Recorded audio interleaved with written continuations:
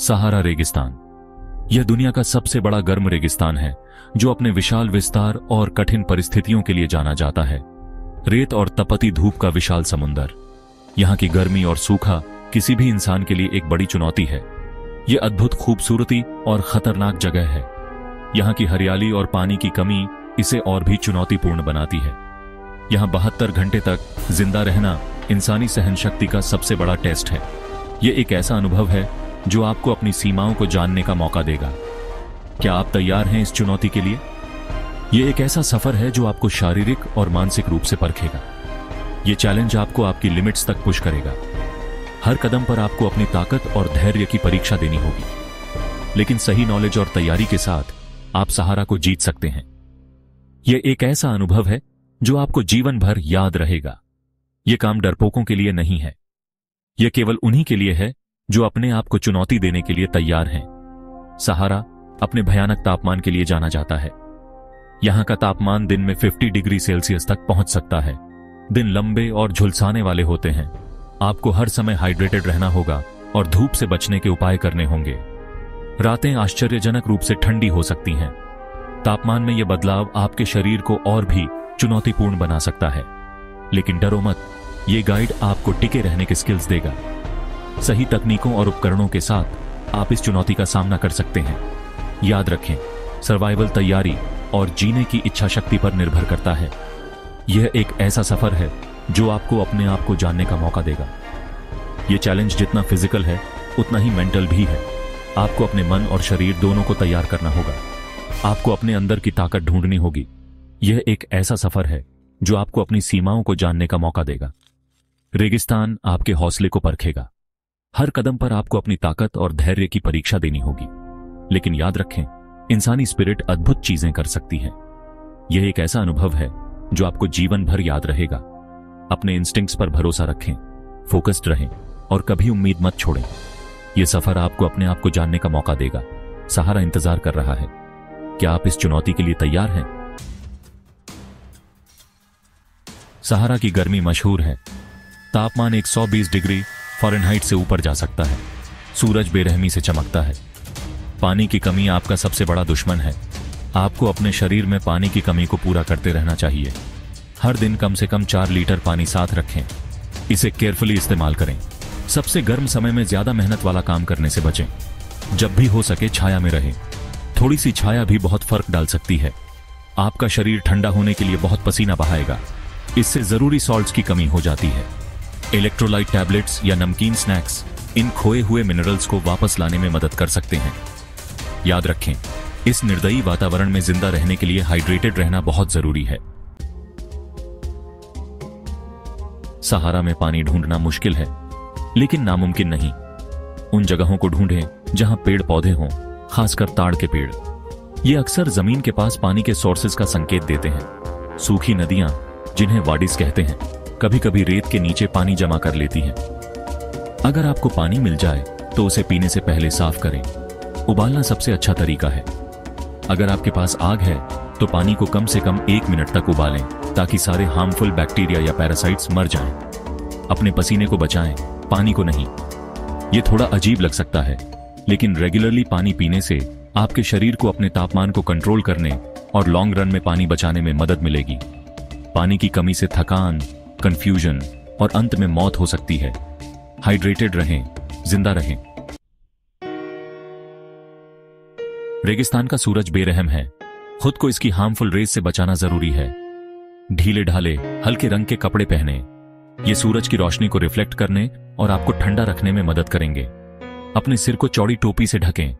Sunglasses कोई luxury नहीं, जरूरत है। रेगिस्तान की चमक आंखों को बहुत नुकसान पहुंचा सकती है। ऐसे सनग्लासेस चुनें जो यूवी प्रोटेक्शन दें। अपने चेहरे को हवा और रेत से बचाने के लिए अपने चेहरे पर स्कार्फ या शिमागा लपेटें। छाया बनाना बहुत जरूरी है। अगर आपको कोई नेचुरल शेल्टर मिल जाए, जैसे चट्टान का ओवरहैंग, तो उसका इस्तेमाल करें। अगर नहीं तो कुछ बनाएं। टार्प, ब्लैंकेट या टहनियों और पत्तों से एक अस्थायी शेल्टर बनाएं जो सूरज की तेज किरणों से कुछ राहत देगा। सेक्शन 5, अंधाधुंध, कहर, रेत के तूफान से बचाव।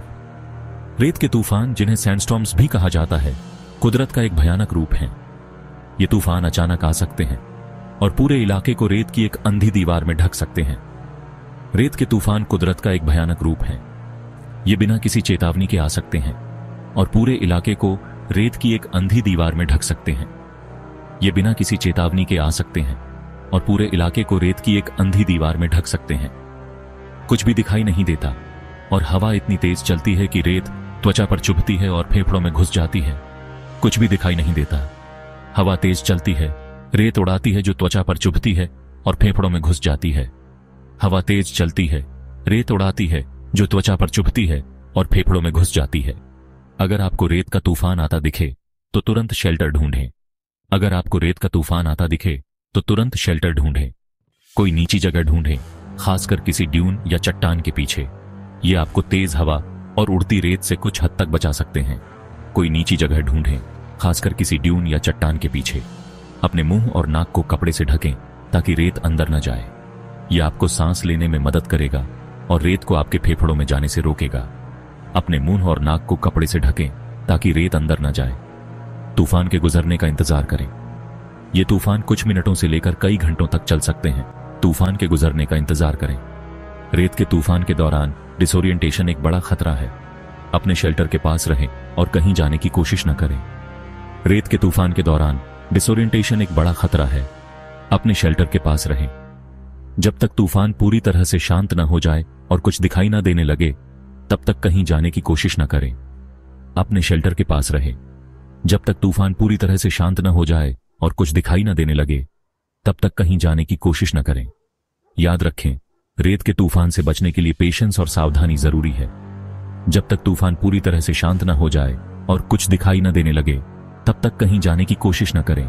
याद रखें, रेत के तूफान से बचने के लिए पेशेंस और सावधानी जरूरी है। ये तूफान आपके धैर्य और साहस की परीक्षा लेते हैं। याद रखें, रेत के तूफान से बचने के लिए पेशेंस और सावधानी जरूरी है। ये तूफान आपके धैर्य और साहस की परीक्षा लेते हैं। सुरक्षित रहें और हमेशा तैयार रहें।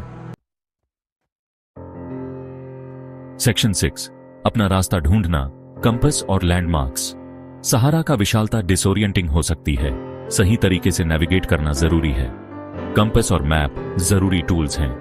रेगिस्तान में जाने से पहले उनका इस्तेमाल करना सीखें। टेरेन और संभावित लैंडमार्क्स से खुद को परिचित करें। मैप के बिना भी अपने आसपास पर ध्यान दें। रॉक फॉर्मेशंस, सैंड ड्यून्स या अकेले पेड़ों जैसी खास चीजों को देखें। ये लैंडमार्क्स की तरह काम कर सकते हैं ताकि आपको अपना रास्ता वापस ढूंढने या अपनी दिशा बनाए रखने में मदद मिल सके। सूरज और तारे भी आपका मार्गदर्शन कर सकते हैं। सूरज पूर्व में उगता है और पश्चिम में डूबता है। रात में ध्रुव तारा आपको दिशा निर्धारित करने में मदद कर सकता है। बेसिक नेविगेशन टेक्निक्स सीखकर आप विशाल सहारा में अपना रास्ता ढूंढने की संभावना बढ़ा सकते हैं। सेक्शन 7, रेगिस्तान की ठंड, सूर्यास्त के बाद गर्मी। जैसे ही सूरज होराइजन के नीचे जाता है, सहारा में एक बड़ा बदलाव आता है। हवा तेजी से ठंडी हो जाती है। तापमान गिर सकता है, लगभग बर्फीले स्तर तक पहुंच सकता है। वही सूरज जिसने आपको दिन में झुलसाया था, रात में आपको ठंड से कांपता हुआ छोड़ सकता है। गर्म कपड़े पैक करें, भले ही यह थोड़ा अजीब लगे। टोपी, ग्लव्स और एक गर्म जैकेट रेगिस्तान की रात में जिंदा रहने के लिए जरूरी है। ठंडे तापमान के लिए बना स्लीपिंग बैग भी जरूरी है। आग जलाना सीखना एक वैल्यूएबल स्किल है। आग गर्मी, रोशनी और मनोवैज्ञानिक बढ़ावा देती है। रात होने से पहले सूखी लकड़ी और टिंडर इकट्ठा करें। जरूरत पड़ने से पहले सुरक्षित जगह पर आग जलाने का अभ्यास करें। सेक्शन 8, रेगिस्तान के खतरे, प्राथमिक उपचार और वन्य जीव। रेगिस्तान में जीवित रहना एक चुनौती हो सकता है, खासकर जब आप वन्य जीवों के साथ साझा कर रहे हों। सहारा कई तरह के जीवों का घर है, जिनमें से कुछ खतरनाक हो सकते हैं। यहां के जीवों के बारे में जानना और उनसे सुरक्षित दूरी बनाए रखना महत्वपूर्ण है। सांप, बिच्छू और मकड़ियां सभी रेगिस्तान में पाए जाते हैं। ये जीव अपने आप में खतरनाक हो सकते हैं और इनसे बचाव के उपाय जानना आवश्यक है। अपने आसपास के बारे में जागरूक रहें और अपने हाथ या पैर उन जगहों पर न रखें जहां आप देख नहीं सकते। यह आपको अनजाने में किसी खतरनाक जीव से बचा सकता है। एक पूरी फर्स्ट एड किट पैक करें और उसका इस्तेमाल करना जानें। इसमें बैंडेज, एंटीसेप्टिक क्रीम और अन्य आवश्यक वस्तुएं शामिल होनी चाहिए। किसी भी काटने या डंक मारने का तुरंत इलाज करें।